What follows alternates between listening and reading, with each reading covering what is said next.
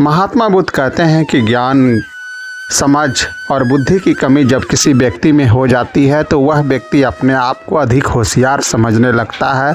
उसे ऐसा लगने लगता है कि मैं बहुत बुद्धिमान हूँ, मैं बहुत तेज हूँ।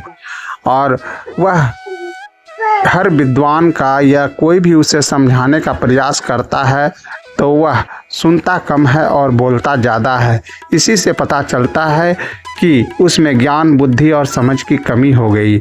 और जिसमें ज्ञान, बुद्धि और समझ की कमी हो जाती है उसे हम महामूर्ख कहते हैं।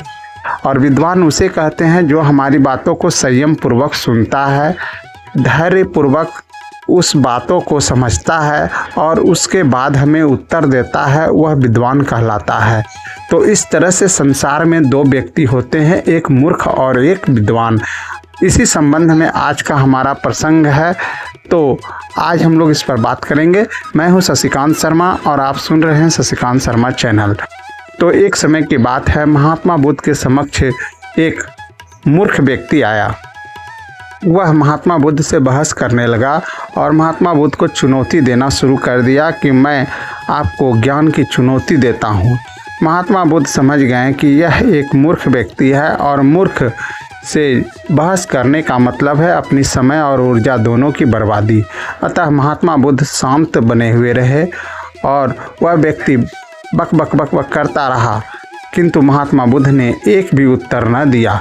उसके चले जाने के बाद उनके शिष्यों ने उनसे पूछा कि आपने उस व्यक्ति को कोई जवाब क्यों नहीं दिया। तब महात्मा बुद्ध ने बड़े धैर्य से कहा कि वह व्यक्ति मूर्ख था, अब वो भी कैसे मैं तुम्हें बताता। वह मुझे ज्ञान की चुनौती दे रहा था और वह अपने आप को सर्वज्ञानी समझ रहा था। जो अपने आप को काफ़ी ज्ञानवान समझता है और अपनी बातों को ऊपर रखना चाहता है, तो ऐसे में आप आसानी से समझ सकते हैं कि वह महामूर्ख है। और महामूर्ख के साथ आप अगर बहस करते हैं तो आप अपना जो है समय और ऊर्जा दोनों बर्बाद करते हैं। इसलिए इस चीज़ को हमेशा आप जान लीजिए कि मूर्खों से बहस करने के बजाय आप शांत हो जाए और ऐसे में मूर्ख अपने आप को विद्वान समझकर या महाविद्वान समझकर, महाज्ञानी समझकर प्रसन्न होगा और अपने आप वहाँ से चला जाएगा। मूर्खों का यही सबसे बड़ा लक्षण होता है।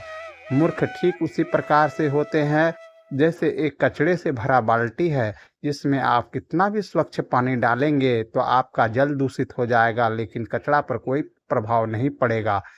ठीक उसी प्रकार इस व्यक्ति से अगर मैं बहस करता तो मेरा ज्ञान बर्बाद हो जाता, मेरा समय बर्बाद हो जाता, मेरा ऊर्जा बर्बाद हो जाता, लेकिन इसका कोई लाभ उसे न मिल पाता। अतः मूर्खों से बहस करना खुद अपने आप से एक तरह से कहा जाए कि अपने आप को किसी दीवार से माथा पटकने के समान है। इसलिए मूर्ख को समझाना व्यर्थ है। मूर्ख को समझाने का मतलब है कि आप अपनी ऊर्जा स्वयं अपने से बर्बाद कर रहे हैं, अपना समय अपने से बर्बाद कर रहे हैं। मूर्ख को समझाने से बेहतर है कि आप शांत हो जाएं और संयम रखें। विद्वान आदमी वही होता है जो किसी की बात को धैर्यपूर्वक सुनता है और धैर्यता से समझता है, शांतिपूर्ण समझकर तब उसका जवाब देता है। वह कम बोलता है, सुनता ज़्यादा है, वह विद्वान होता है। और जो सुनता कम है और बोलता ज़्यादा है वो महामूर्ख होता है। ये मूर्ख के लक्षण होते हैं। अतः मूर्ख से सावधान रहना चाहिए। और इस प्रकार शिष्यों को बताते हुए महात्मा बुद्ध ने अपने वचन को समाप्त किया।